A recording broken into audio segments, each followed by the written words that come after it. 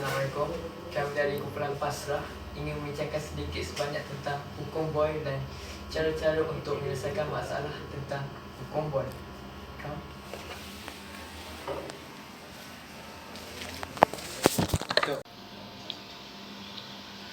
Hukum Boyle menyatakan tekanan berkadar songsang dengan isi padu bagi suatu gas berjisim tetap pada suhu malar.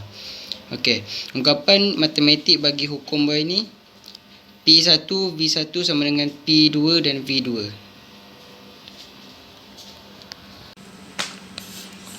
Okey, seperti yang Fatur Rahman telah katakan tadi, kita akan menggunakan rumus P1 V1 sama dengan P2 V2. Okey, jadi kita akan teruskan dengan soalan 1. Sebuah belon kaji cuaca diisi dengan gas helium sehingga isi padu 30 liter dan tekanan 1 atm. Belon itu kemudiannya dilepaskan semasa belon itu naik ke atas langit. Isi padunya bertambah. Berapakah tekanan gas helium apabila isi padu belon itu bertambah sehingga 120 liter? Okey. Jadi kita akan gunakan rumus yang tadi. Seperti yang kita tahu, P ini adalah tekanan gas dan V ni adalah isi padu. Jadinya seperti yang saya kata tadi, P1 V1 ni adalah tekanan keadaan gas awal. Jadinya kita akan ambil dekat daripada soalan tadi, tekanan gas yang awal iaitu 30 liter. 30 liter ni adalah isi padu dan 1 atm ni merupakan tekanan gas. Jadi kita akan isi ke dalam dia. P sama dengan 1, V1 adalah 30 isi padu yang pertama, sama dengan 120. Ini merupakan liter isi padu, dan yang kita nak cari sekarang, soalan mahukan tekanan gas. Jadinya yang kita mahukan sekarang adalah tekanan gas selepas, maksudnya akhir. Kita akan carikan P ni ada rumus dia. Jadinya P sama dengan 30 bahagi dengan 120. Apabila kita pindah ke tepi, kita akan dapat seperti ini. Dan P sama dengan 0.25 atm. Okey, untuk soalan kedua pula, suatu gelombang udara berisi padu 5 cm padu dilepaskan daripada satu pam udara pada kedalaman 0.5 meter. Hitung isi padu gelombang udara apabila ia sampai ke permukaan air. Tekanan atmosfera sama dengan 10 meter air. Okey, dengan menggunakan formula P1 V1 sama dengan P2 V2, 10.5 ini terjadi kerana 10 adalah tekanan atmosfera, manakala 0.5 pula ialah tekanan air. Jadi, suatu gelombang udara berisi padu 5 cm padu dilepaskan daripada satu pam udara pada kedalaman 0.5 meter. Jadi, sekarang ni kita ada dua tekanan, iaitu tekanan atmosfera dan tekanan air.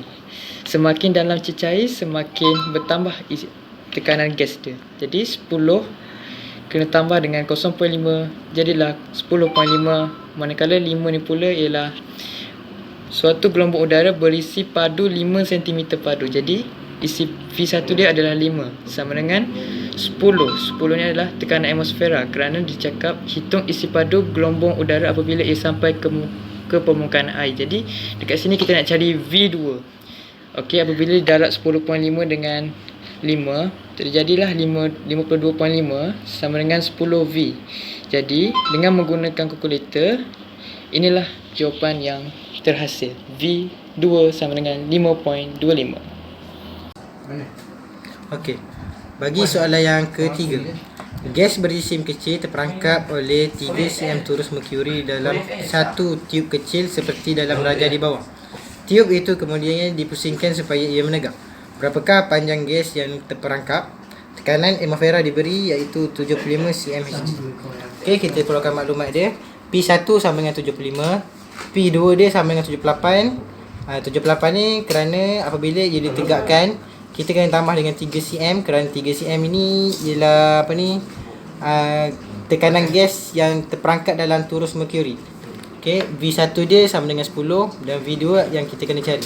Okey, kita masih menggunakan rumus P1 V1 sama dengan P2 V2. Kita masukkan nilai dia.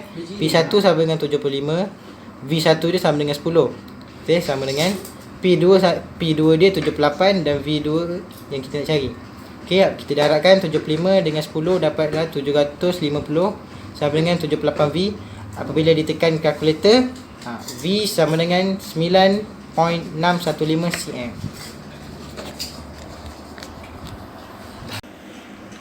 Okey, berdasarkan soalan 4, rajah A menunjukkan satu bentuk J bekas mengandungi 6 cm padu udara yang diperangkap oleh merkuri. Rajah B menunjukkan lebih banyak merkuri dituangkan ke dalam tiub terbuka bekas bentuk J sehingga perbezaan aras ialah 150 cm. Berapakah isi padu V udara terperangkap? Tekanan atmosfera diberi 75 cm Hg. P1 dia perkara pertama kita kena keluarkan maklumat yang dia beri.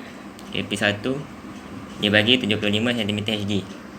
P2 ni kita dapat 150 tambah 75 dapat 225.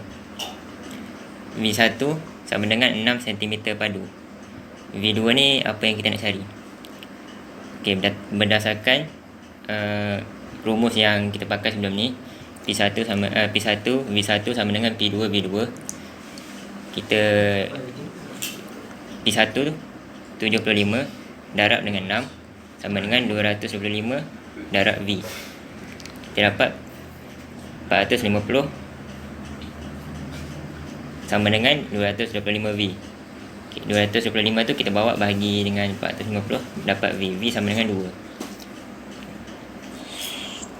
Okey, itu sahaja dari kami. Sekian, terima kasih. Bye.